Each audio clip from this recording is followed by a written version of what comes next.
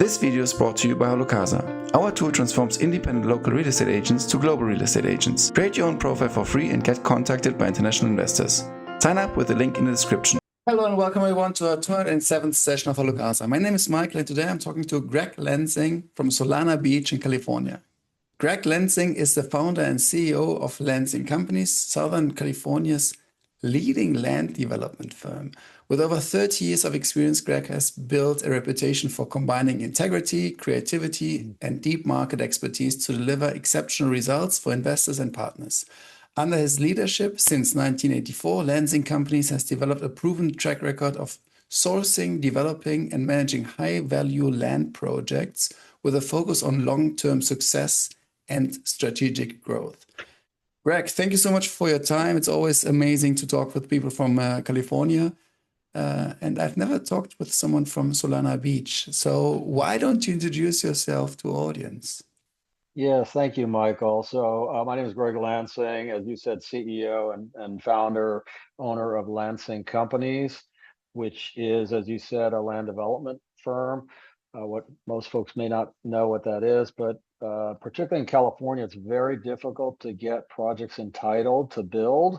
And so most of your home builders, they want to build homes. They don't want to spend 2, 3, 4, 5 years going through the process to have a project ready to go. And same with industrial, big box industrial. Those are our two main focuses. So that puts us in the driver's seat for that niche of the market. And we've been doing it. I've been doing it over 40 years, primarily in Southern California and some in other states, but mostly California and Northern Nevada, Reno market. So that's a little bit about us. Can you go a little bit deeper on this one? Like you say, it's a challenge to get it registered and give me because I have to admit, I'm quite ignorant regarding this entire topic. Give us a process. Let's say I'm a buyer, I have made my millions and I'm buying land. And then I come to you, or maybe before I try everything myself, and then I realize after losing maybe $1,000 because I did everything wrong, I finally contact you and then you help me out. How do you help me out in particular? What can you do for me, which I can't do on myself? And maybe what's also the market or the legal landscape like? Is it particularly in Solana Beach, or is it also in California where there are challenges and obstacles in order to get it certified or get a construction approved? Yeah, all good questions, Michael. So first of all, we do not really offer services to existing landowners unless they want to enter into some sort of joint venture with us where we become a partner. But we're not like an engineering firm where we just offer our services. We primarily syndicate and purchase land in the growth areas of California, and that our knowledge of over 40 years and our relationships in the different cities and jurisdictions is what really sets us apart. We do sometimes joint venture. We've had folks come to us and they just can't figure it out. Most folks who buy land don't understand how challenging the process can be. And out here in the West, there's just a number of agencies. There's U.S. Fish and Wildlife, there's California Fish and Wildlife, there's the Habitat Conservation Group, there's just a whole litany. And there's something called CEQA, California Environmental Quality Act, which requires any sizable development to go through all these different agencies and try and please everyone. So you know what it takes to please 3 or 4 people. Imagine trying to please 200 or 300 people. It's not easy, particularly when they all have their own agenda, and some of them have a very extreme agenda, not wanting you to do anything ever. So again, that's where we come in, and we'll purchase land with our investors. Typically, as I said, in the growth areas, our main focus is what's called the Inland Empire, Riverside, and San Bernardino County. They have a population in the entire region about 4.5 million. So it's a widespread, high growth area. It's the most affordable area in Southern California. The coastal areas like Orange County and San Diego and Los Angeles, the average home is $1 million and up. And in the inland area that we're talking about, home buyer can still get in for in the 450 to 500, 550 range. So less than half the cost of the coastal market. So that's been a big draw. And likewise, there's not much land in those coastal markets for manufacturing and for distribution and so forth. So this inland area, which is, depending on where you're going, is typically an hour from the coastal areas. And so it's still reasonable to get to. Most folks don't know that California is the fifth largest economy in the world. So just, forget the rest of the United States. Just if you do California by itself, some people say it's the fourth, some people say the fifth largest economy in the world. So that's a big state, and you have 45 million people. So it's just a massive juggernaut economically. And so there's a constant need for housing. The state is currently short on housing by, I think it's almost 2 million housing units. So there's just a big need for what we do and the benefit we offer. When we have our projects approved, we usually have multiple buyers because, again, there aren't many folks doing what we do. In fact, the ones who used to do it have not been able to cut it, let's say. So we've developed relationships that are far above and beyond anything anyone else could do. And again, it's just a lot of work, a lot of politicking with congressmen and senators and council members and board of supervisor members and commissioners, and I personally go to a lot of those events, more than I'd like to, I'll tell you that. But there's nothing like picking up the phone and calling the folks in charge when you're getting blockaded by lower level staff people. So it allows us to get things done that I don't think anyone else, or I shouldn't say anyone, but most people could not get done. Going totally back, 1984, what motivated you to start Lansing Companies? So that's a very good question. So my father was a land broker, and at the time he was selling land in what's called Ontario, California, which was about 30 minutes from Los Angeles, 40 minutes from Los Angeles inland. And he'd take me out with him. I liked riding out there and I really enjoyed seeing, a field and then a vacant field, and then he would sell it to a developer, and then he'd take me back out a year or 2 years later, and we'd see a building, industrial building, or a row of houses. And I just thought that was really cool. We didn't, it just caught on to me that this was a kind of a niche that I liked. And so when I turned 18, I got my real estate license the day after, literally a couple of days after my 18th birthday, which is the youngest you can get. I worked with him for a while, but I did notice something that kind of bothered me. One deal in particular, he sold an investor 20 acres on Milliken Avenue in Ontario for $400,000. This investor bought it. He was a dentist. And I actually went to the meeting with my dad. A year later, my dad brought him an offer for $1 million. So more than double the guy's money in a year. And I remember this fellow fighting with my dad, or not fighting, but arguing over the commission. He didn't want to pay a 6% commission. I thought, well, shoot, based on my father's efforts, you made a lot of money. And I thought, well, that's not fair. So I decided at a young age that I'm going to do the deals and syndicate them. It's a win for everybody. I can make money for my friends and family. I'm really good at this, I found out. And, I'm not going to be at the mercy of an investor who's going to, throw me pennies, so to speak. Right. And so we take a percentage, but, it caught me early on. It really caught me early on, and I've loved doing it ever since. And so that's kind of the backstory there. My dad always taught me, they don't make any more land, Greg. So, and I started to learn early on that if you take a map of, let's say, California, for example, you can take it probably with any state in the US, and you lay out the areas that are owned by the state and federal governments, and then the county governments and other agencies. So you wind up with, out of that pie, we're going to call the state of California, you wind up with about 75% of it will never, ever, ever get developed because it's owned by these federal and state and local agencies. And so then you go from there and you take out the areas that can't get developed for, various other reasons and natural constraints. Like if it's mountainous, you're never going to build mountainous properties, right? If it's a very high floodplain, water courses, things like that.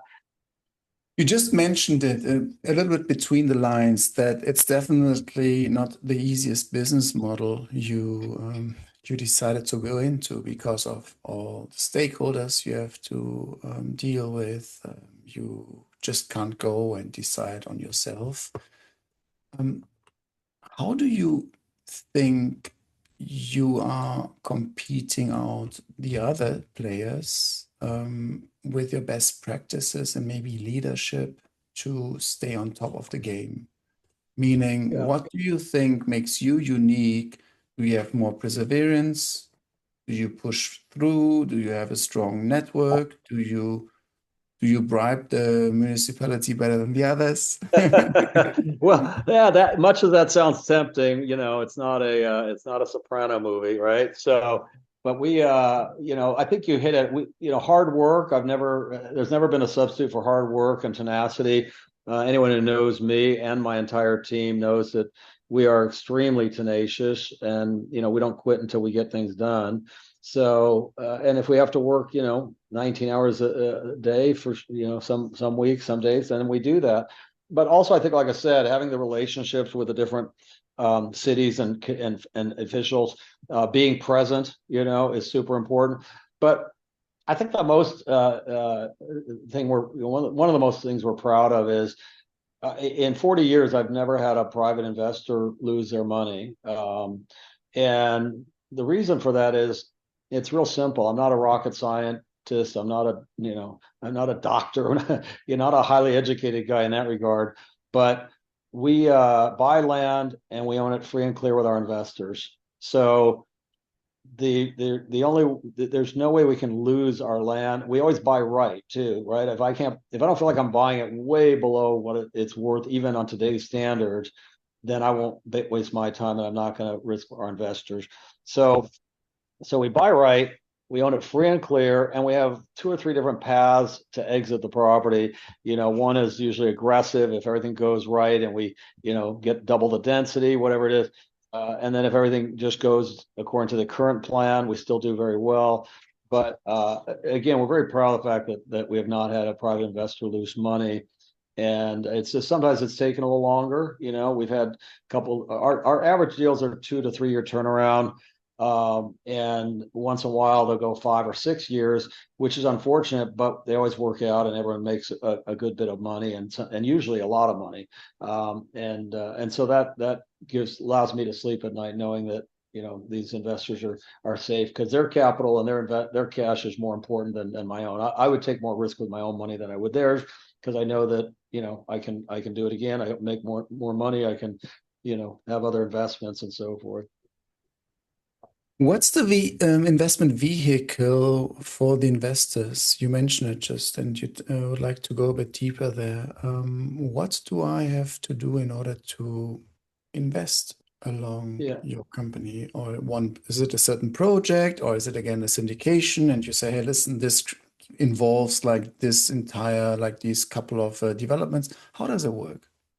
So right now we've launched a fund. It's a $20 million offering. We just launched a few weeks ago, and we're already getting substantial commitments. It's very simple. The website is lansingcapitalgroup.com, and everything's on there. How to subscribe, information about us, a sample of the projects that will be in there. We have 4 projects identified so far. We may add a 5th, but again, another thing that really sets us apart is we also, with almost every deal we do, I have what I call insider information, almost like insider trading, but thank goodness it's not illegal in real estate. Otherwise we'd be in trouble. Because, there's one of the projects we're doing that's in the fund is 180 acres in Beaumont, California, which is in that same inland area we talked about. It's about an hour and 15 minutes from the port of Long Beach. And the port of Long Beach, most folks probably don't understand, accounts more than half the goods that come into the entire U.S. come through that port. So it's just a massive, job creator and financial benefit to the state of California. So this particular property in Beaumont is we bought it as a zoned rural, right, which is just like 2-acre and 1-acre residential, but it's just south of a big industrial area. And so we've already met with the city. We've already done our what's called a pre-annexation for the city.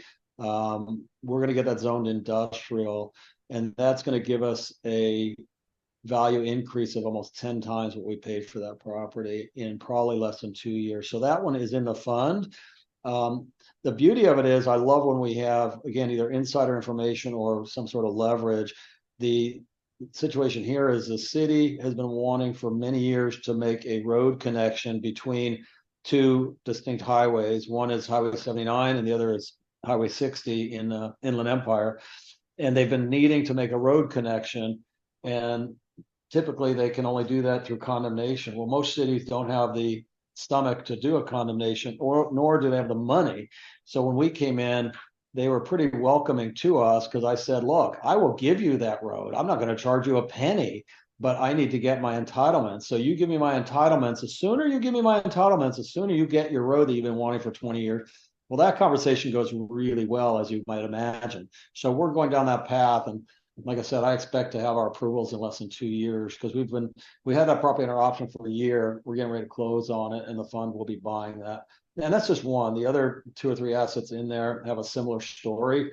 One of them is a residential site in Menifee where it's approved for 91 lots. The county came to me and said, Greg, we can give you an extra 43 lots on this site if you'd like them, because we're moving them from another project in terms of density. So I have to go back and kind of remap it, readjust some things, but that's going to give me a big lift in value, like more than double, almost triple the value, even though it's only a 30% more lots, but your cost to put in your infrastructure goes way down when you spread it among more lots. So things like that are extremely helpful and benefit the investors in these projects. What's the investment strategy, or not strategy, sorry, the investment process for a potential investor? What do I have to do in order to invest, and also maybe minimum investment? What do I have to check for boxes? Yeah, good question. So there will be a form on the we set it up so it's pretty you can kind of get through it fairly easily. But the criteria is this is only for accredited investors, and accredited investors have to have a net worth of over $1 million, excluding their primary residence, and make at least $200,000 a year. So that is the exclusion, just for everyone's information. And then once you have that, and there would be a questionnaire about that, and there'll be a verification for that to make sure. And once you do that, you go in, you log in, and again, you can surf around and see the different projects that we're intending for this fund and how you invest. It's a minimum of $100,000. I'll tell you right now, most of the folks that have been coming in so far have done like $500,000. I think we have one guy doing $1 million, another guy doing $2 million. So it just varies. Obviously, we prefer the larger amount because we like to have less folks, but everyone's welcome. We want to do well for everyone who comes into our projects. And what's the return on investment, let's say, promise, or you have an ROI promise, you have a certain cash flow on a yearly basis? What's the yield? How can I imagine this? Yes, absolutely. So for at the moment an investor puts their capital in, it starts earning what's called a preferred return. So the annual preferred return on our fund is 10% per year for smaller investors, 11% for investors from 100,000 to 250, it's 10%. For 250 to $1 million, it's 11%, and over $1 million, it's 12%. And what that means is it's not paid out monthly or annually or anything because there's no income with land. It's an accrual. So let's say we sell it in 2 years. Let's say we sell, just for simple math, let's say we sell everything in 2 years, and they've invested, $500,000. Well, they're going to get 11% a year. So that gives them, $55,000 a year, 110,000 plus their 500. Then after that, it's a 60-40 split. The investors get 60%, we get 40%. And so it's very attractive for them. And one more thing I'd like to add, Michael, is what sets us apart from our, competition, which to be honest, there really isn't any. The folks that were doing this really haven't done very well because of the complications. But we don't charge any ongoing G&A. We don't charge any overhead, any upfront fees, any of that kind of stuff. Every other land developer does. And the reason being is my dad always taught me, put your money where your mouth is. So if a project does really well, that's when we do well. So we are extremely motivated to make sure that not only the project does well, but the project does exceedingly well. Because it's costly for me. My company, it's we have 3 in-house attorneys, we have a full accounting staff, we have engineering, we have a bunch of folks here. And so if a project, we probably spend out of pocket that doesn't even get charged to the partnership, several $100,000 on each project that goes to the benefit of the investors. And the thought process being, we hope to make millions on the back end. And so that sets us apart. And it, like I said, putting our money where our mouth is. Let me ask you a little bit in an ignorant way. You say, okay, we have money, we want to create a new project somewhere in the area. Let's screen the market. Let's go somewhere on the internet, starting with Google Earth and maybe Zillow and maybe some municipality databases and say, okay, interesting. We have a short list of maybe these 10 to 20 things. Let's go and inspect them because they check these boxes. We have, I don't know, because we want to build something industrial or residential or commercial. So let's see. Let's go a bit deeper. Does it have water? Does it have, I don't know, some restrictions? Can we maybe even separate the land whatsoever? What is the social demographic area there? I don't know. And then you say, okay, let's talk to the people. Let's find out where who we have to talk to, how many people we have to talk to. And then we do all the due diligence until we sign an agreement with the current owner and buy the land. And then we go also and walk me through. I mean, I'm just like assuming here and I'm thinking on top of my head how this could work. But guide us maybe through the process a little bit on high level. Yeah, no, and those are really good questions, and you actually did kind of answer some of them as you were speaking there, Michael. Yeah, so typically we get involved in projects like we often don't have to go out looking for new situations because of our name and our recognition of years. We get brokers and landowners calling us all the time. I can evaluate it because of my 40 some years. I can evaluate a property within at least high level within just a few minutes. I can tell, look, that's just, that I've heard of that one. It's a piece of junk, whatever. It's California's a big state, but it's a small world in a sense. But usually it starts with some sort of, information that most folks wouldn't have, right? For example, just an example, back in 2014, we got approached. A friend of ours was sitting in my office here, and everyone was speculating where Tesla was going to build their gigafactory, right? Because it was going to bring 10,000 jobs. It was going to change the whole local economy. Everyone thought it was going to go to Texas or Arizona. I had a fellow in my office, and he said, no, it's going to Reno, Nevada. Well, Reno wasn't even on the radar. No one even talked about Reno. And I said, come on, you're kidding me, right? And this was January of 2014. And I said, how do you know? He says, well, my company just under the radar sold them $5 million worth of water rights in Reno. And I thought, well, yeah, that's a big number even for a big company, right? So that we went up to Reno immediately, started buying properties with our investors, started tie-up deals, and it didn't get announced until September. So we had 9 months advance notice, and that's what I call inside information that was extremely beneficial. And that market has continued just gone nuts. So we've done very well for our partners in Reno and for ourselves, of course. And likewise, just literally 2 weeks ago, I was at an event, a casual event with a bunch of political folks locally here. And I'm obviously not going to say who or whatnot, but And one of them told me that they got the funds to build a bridge to connect a major road connection that's been people have worked on for 30 years to build this bridge. Well, what that does, it gives direct access to a major freeway within a short distance. It opens up this entire area that was kind of like no man's land. So my team right now is kind of digging through the area and try to find, 40, 50 acres, 100 acres that, would be ideal for development. Because if you look at the map, this river that you have to cross, it's all dense housing. Then it stops because it's river. And then it's now the other side is all just, vacant land. So having this information that this bridge is going to go in and that within the next year is massive.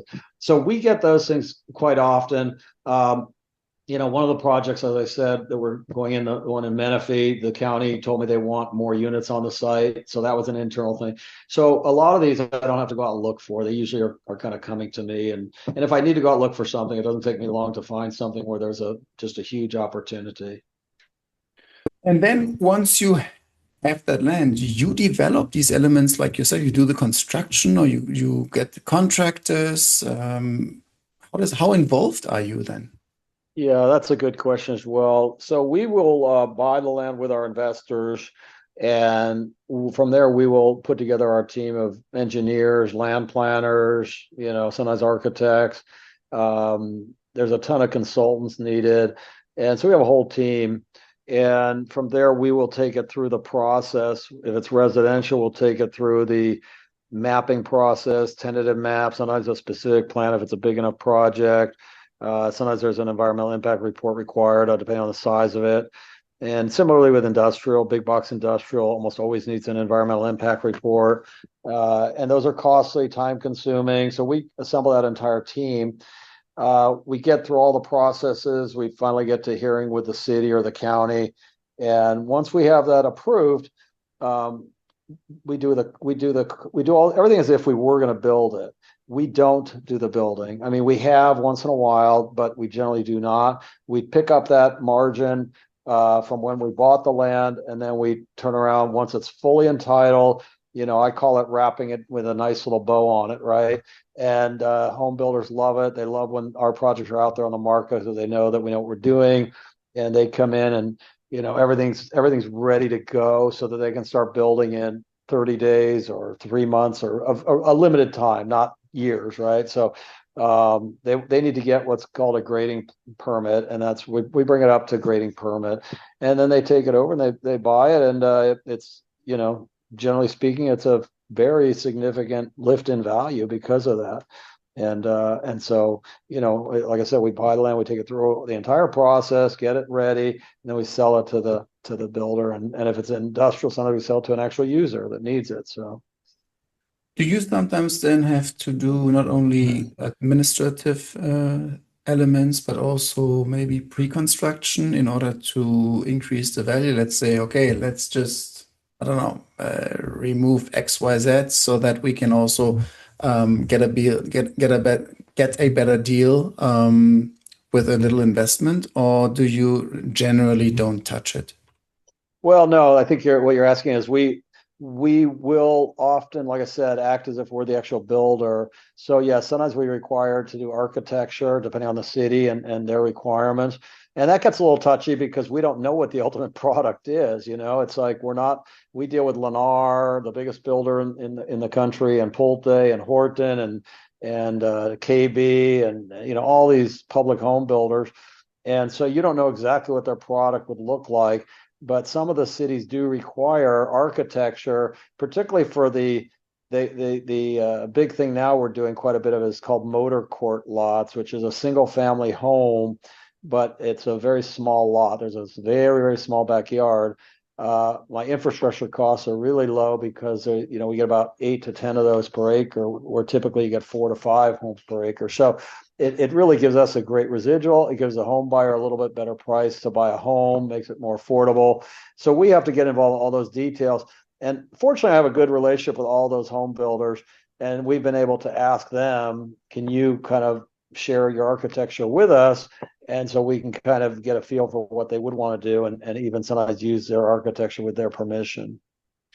How long does the entire process normally take for you, like grade ready? Is it a couple of, you said like a couple of months, or it really depends on the municipality and also on the stakeholders? Yeah, every project's different, but typically our average is about 2 to 3 years from start to finish. In other words, from the time we buy the piece of land, our investors come in and we go through the process with their investment. It's usually a 2 to 3 year process. Most of the deals in the fund are actually gonna be a little quicker because we've had those under option for about a year. During that time period, we've actually provided the capital to move forward with the entitlement process. So we've basically shaved over a year off of that estimated 3 year horizon. So the investors are really getting a great benefit who come into this fund. Again, it's, lansingcapitalgroup.com is the website, and they can go there. Also, I think it's important. My son, Nick, who works with me, three of my sons work with me in this business, and Nick is kind of running that fund and running that side of it. And if anyone listening has questions, they're also welcome to phone him, and I'll give out the phone numbers: 858-523-0719. So again, the lansingcapitalgroup.com, or call Nick Lansing at 858-523-0719. Perfect. I have a question regarding the communities we have helped shaping. Is there anything which, in your opinion, over the entire your experience and the entire lifespan, has anything shaped you the most, and where you say like this has been the biggest a project which you really still look back at? There's quite a few actually, but yes, it's interesting. We still learned, right? I mean, we're never done learning, it seems like, and even recently, there's been a real big sensitivity to the cost of a home, the cost of construction, the cost of labor, particularly with the inflation that we did have a few years ago. Unfortunately, it's very low now, so that's beneficial. But we've learned one of our projects in particular. It's called Skyborn. It's a master plan community out near Palm Springs, California. That one we have it laid out really, really efficiently, and so we've been using that to tailor new projects whenever we can. Some jurisdictions won't let you, but we're putting in a lower cost of infrastructure. In other words, this project is a gated community, so we did it without sidewalks, without curb gutter. It's just a rolled asphalt street. There's no street lights, and people like the dark sky at night anyway. Anyway, we've just gotten efficient with it, and so that's been something that we've learned the last few years to really take that on whenever we can. Again, a lot of cities don't want you to do that, but it's a discussion, it's a negotiation, and we usually have a pretty good argument as to why the city should let us do it. If we privatize those roads and they're not public streets, then the city doesn't have the long-term maintenance of them. So it's a good argument for them as well. But yeah, each project gives us something, and there's a bunch that we're just really proud of. My name is on the company. It's Lansing Companies. That's my last name. Not changing my name. So, to have my name out there, it means a lot to me for the community to be proud of that project, for the investors to be pleased with the project. It all falls back on our name. So, I think that's significantly important to me, that when we go into a community and we do these larger projects, it's not all about, hey, how much money can I make? How much money can I make? It's also about the legacy we're leaving, and the fact that we want the folks who ultimately live in these communities to really feel good about it. Wow, there's a neat doggy park, and there's a beautiful entry when you come in, you just feel good. And and likewise with the city, we want the city to say the same. And I'll tell you, most of the projects I've gotten, and probably all, but most of our bigger projects, we've gotten really good feedback. We have one in the city of Hemet, California, called Rancho Diamante. It's a massive master plan community. We partnered with Del Webb, which is owned by Pulte owns, and that's the flagship of that city. I mean, that city didn't really have a lot to offer in terms of benefits. And now they say that's their flagship. And similarly, Desert Hot Springs, the project I talked about, Skyborn, they'll tell anybody that is their premier project. So, and I can go down the list on and on and on. And that makes me happy. And that makes me proud. It makes me look back and say, yeah, we're doing the right thing. You're now involved in renewable energy projects and development. First question, what's the status there in California? Is it pushing it from a political side? And also, where do you see the trend going? Do you think it's a bit with ESG elements and maybe a new political angle? Is it changing, or do you think it is still as relevant as it has been during the last, let's say, 5 to 10 years? That's a great question, Michael. I'm glad you brought it up. Yeah, we've been involved in entitlement of a number of large-scale renewable energy projects, literally thousands of acres in the high desert out here for solar and for wind. I think that's starting to wane. I think that market is particularly on the wind energy. The wind energy, I think, is I don't want to say all but done, but that probably would be a fair statement. I think wind energy is going to be a thing of the past. I mean, obviously the ones that are built will be there and generating energy and all that, but I don't think you're going to see much new energy being built. The government's taken away the tax credits to build them, and that's the only way they made sense. I think big solar fields may be kind of going the same direction.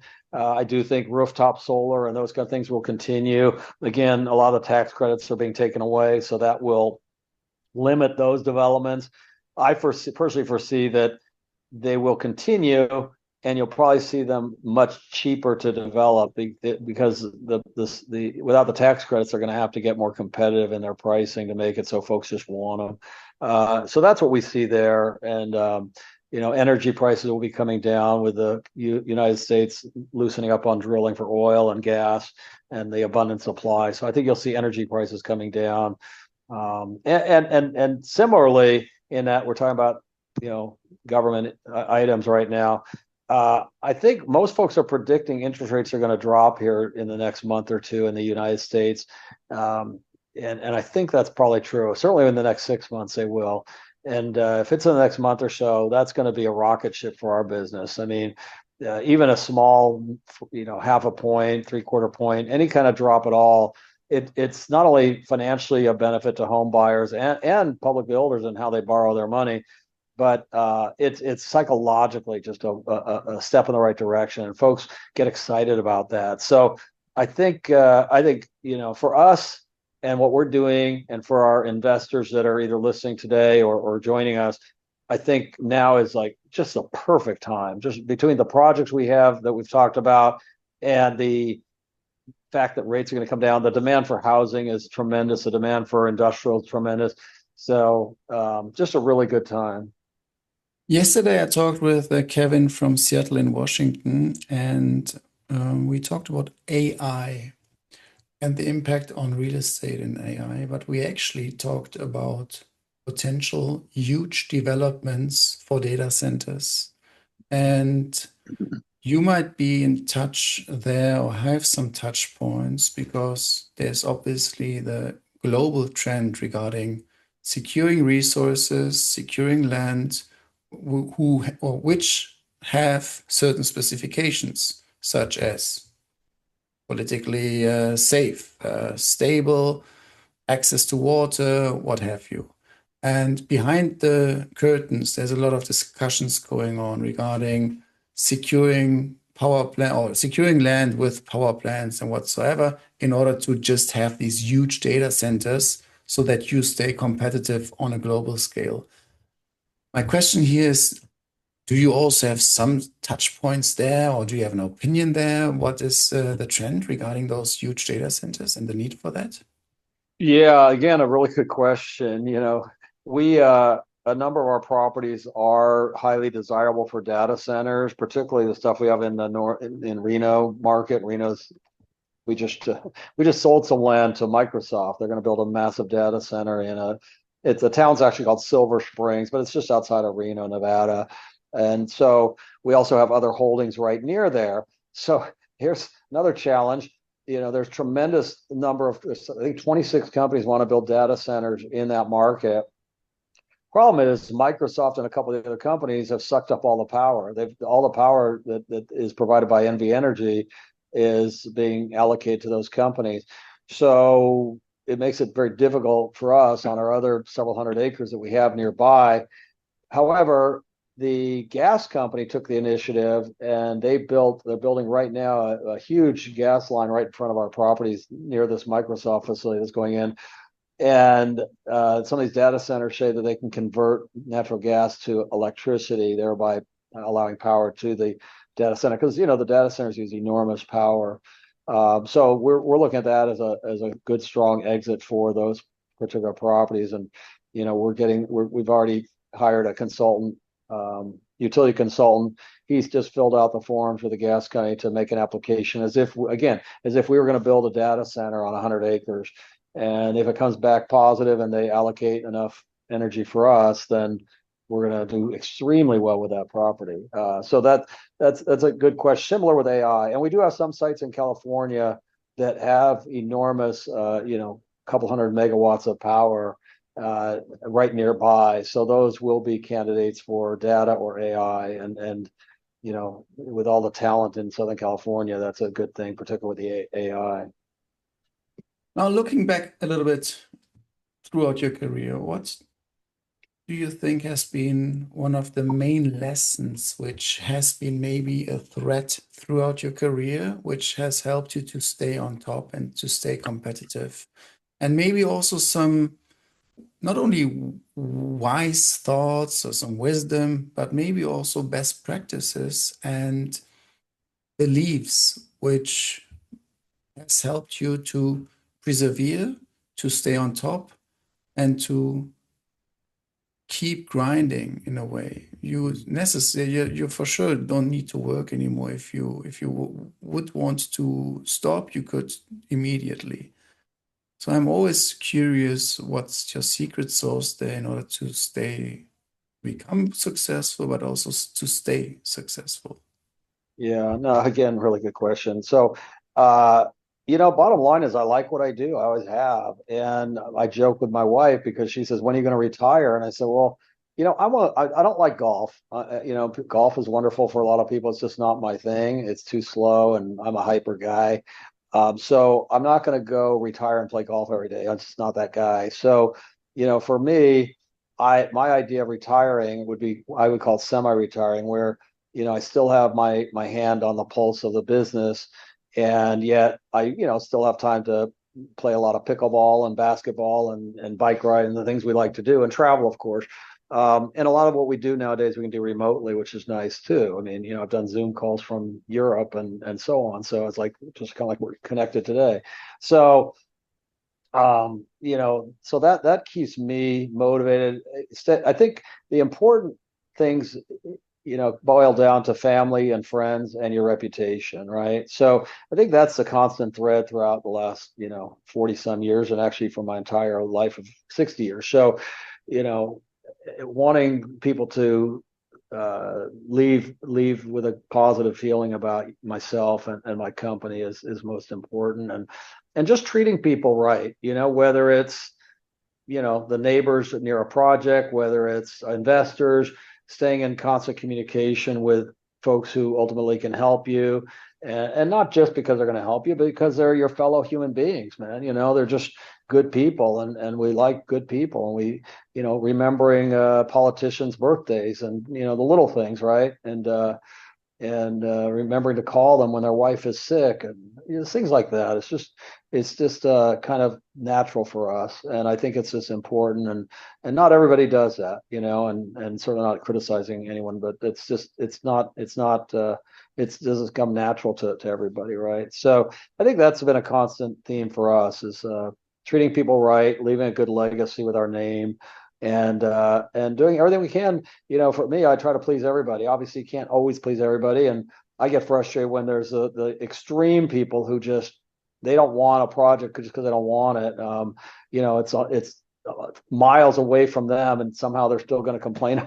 Things like that. It's hard to deal with that, but you do the best you can, and ultimately you usually can come up with some common ground.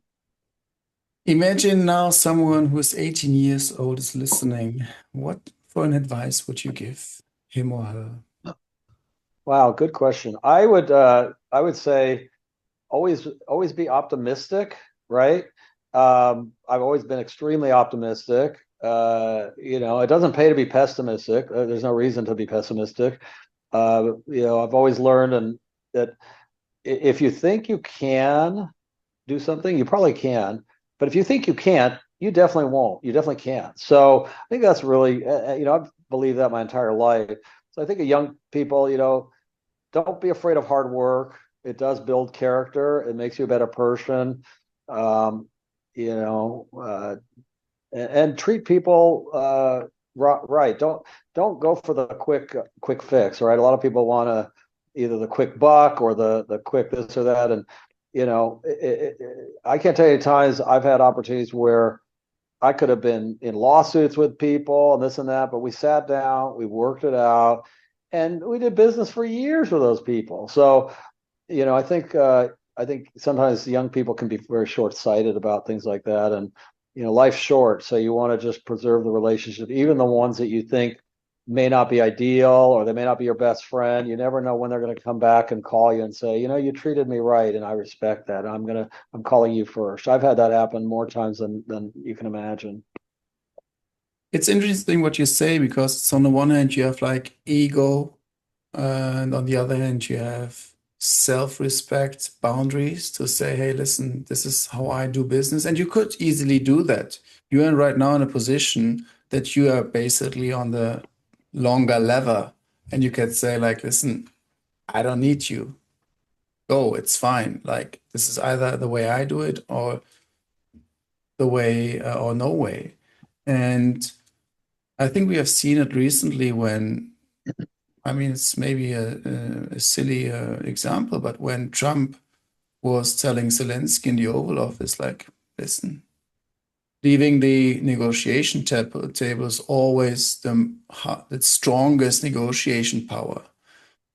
But then, how stubborn are you and how willing are you to negotiate because you are looking in a long-lasting way and you're looking for sustainable partnerships? Do you have like a certain, I don't know, like a rule of thumb to find the balance there? Because on the one hand, you don't want to be a pushover. You need to be a strong negotiator.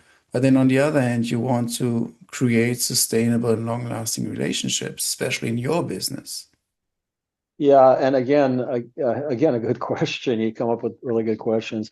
We are very and similar to Trump in a way that we can be very tough negotiators, right? You have to be, right?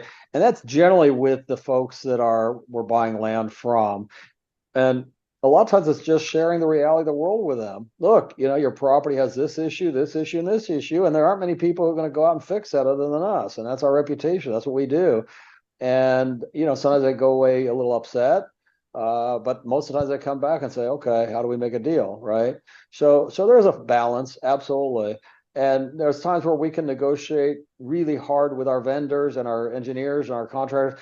And we generally don't, because they're on the front line. They're making it happen for us. We generally, I could beat the heck out of them and, cut their rates in half and things like that. I don't do that because they put, why? They then put my property at the top of their brain. When they wake up in the morning, most of these guys think about the Lansing project and what we got to get done today.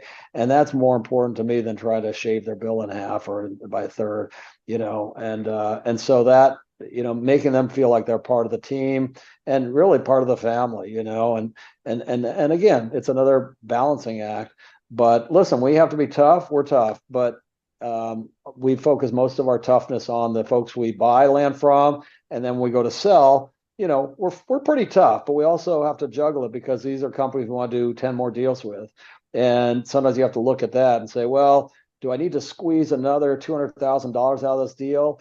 Or am I going to sell them 3 more deals and our partners are going to make millions? You know what I mean? So again, it's a juggling act, but we're really good at it. We run a nice fine line with it. Greg, thank you so much for your time today. I learned a lot. You helped me understand a little bit more about land development. You guided us through your entire career from the early start to now. You gave us a very nice overview of also the investment vehicle and the potential, how to invest, how much do I need, what's the return, and when can I get it back. I really appreciate that. You really also gave us a very strong idea of the complexities of dealing with so many stakeholders, municipalities, making sure that the due diligence is right, and also the entire long cycle of basically like the fulfillment and making sure that everything is on top and then delivering it to the next party. You also gave us a very nice overview on the entire renewable trend, where it comes from and also where it, in your opinion, goes, and ending up with the AI and the data center topic. And finally, you also gave us some leadership wisdom and leadership, not only leading a company, but also leading your life, leading your community, and making sure that you have built a company which is set up for generational wealth and for a strong inheritance. It's very impressive, to be honest, and I really appreciate the time you have dedicated to me today and that you shared all your wisdom with us. Is there anything else you would like to share with your audience which we haven't touched upon? Well, no, first of all, I want to thank you for the time. You did a great job of interviewing. It's a subject matter that you admittedly said you don't have a lot of background, but you certainly asked the right questions. So that's why I was impressed with your knowledge and the questions you asked. And, again, I think it's just for us, we really enjoy what we're doing. We're good at it. I'd say we're probably the biggest and best in the country, certainly in the western part of the country. And we really enjoy making money for our friends and our investors. It really gives us great pleasure. Over my career, I can't tell you times I've had friends tell me, geez, I couldn't have bought a house if it wasn't for you. I invested X dollars and you turned it into this. And so that's just a great feeling, absolutely great feeling. And, it's good for everybody. We make money too, right? It's good for everybody.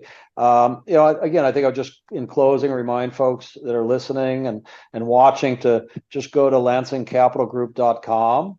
That's the website, lansingcapitalgroup.com, and it's self-explanatory. And again, my son Nicholas Lansing, who runs that, you're welcome to call us here in California at 858-523-0719. Nick Lansing, 858-523-0719. And this has been terrific, and we appreciate the opportunity. Greg, thank you so much for your time. I'm saying the best regards to Solana Beach in California. And yeah, a big hug. Have a good afternoon. All right. Bye, Michael. Bye-bye. Have a good day. Bye. This video is brought to you by HalloCasa. Our tool transforms independent local real estate agents to global real estate agents. Create your own profile for free and get contacted by international investors. Sign up with the link in the description.